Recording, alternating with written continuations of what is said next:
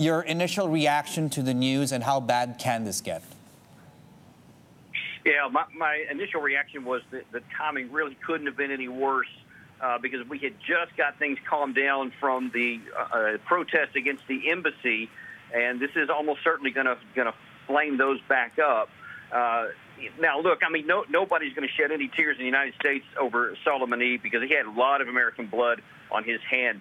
But this just underscores one of the things that I've been warning about really for many months now, is that it places a target on the back of all American military forces and diplomatic forces over there, and we really do need to withdraw our forces because there's no more mission there for American security. And now then we run the risk of potentially getting caught up in the cycle of retaliation and escalation, which could potentially result in war, and that is in nobody's interest.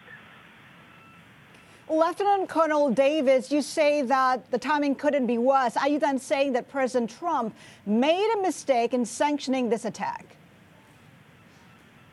Well, he certainly has access to a lot of things more than I have. But what I can tell you, I think pretty authoritatively, is that this has, the high probability of resulting in more nefarious acts from Iran. So not what we're looking for. I'm all about people being held accountable when they have killed Americans, by all means. But there's a right way and a troubling way to do it, and I'm not sure this was the best way. Of course, Iran and U.S. obviously now shifting to open confrontation. What do you suspect Iran's move would be? Well, that's going to be the big question: is what they think they can do to not make their own situation worse. I can't imagine someone as high profile as Soleimani, they're not doing something in retaliation, but obviously they do have to be careful. They can't go too far because if they themselves spark, a strong military reaction from the United States, I mean, it could literally bring down their regime. So they probably will have a measured response. I also expect you could potentially see other assassinations, possibly even attack on American diplomatic or economic personnel in the region, and certainly other American military personnel scattered throughout Iraq and Syria. And that's one of the reasons why I say we need to really be doubling down on defense and protection right now. And as soon as it makes sense, we need to withdraw from the region. Yeah, Mr. Davis, just a reminder of viewers as well. I mean, you've had 21 years of active service. You were deployed, if I'm not mistaken, 4 times, of course, in combat zones as well.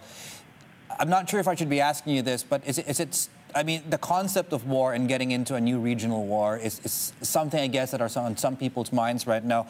Do we need to start talking about that? And from your experience, to what extent do you think is reasonable at this point in time, given what's happened?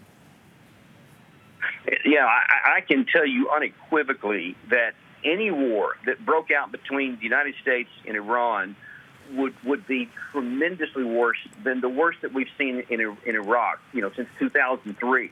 The level of sophistication of a lot of the Iranian forces, if they're pushed into open conflict, is a lot higher than the Iraqi regime of 2003, and certainly with these Qud forces and some of their militia forces that are located all over the place. They could really wreak a lot of havoc, and it would be so destructive for everybody. It would possibly draw, Iraq and Iran, the United States, possibly even Israel, if things got completely out of control. And because of that possibility, that just has to be avoided at all costs.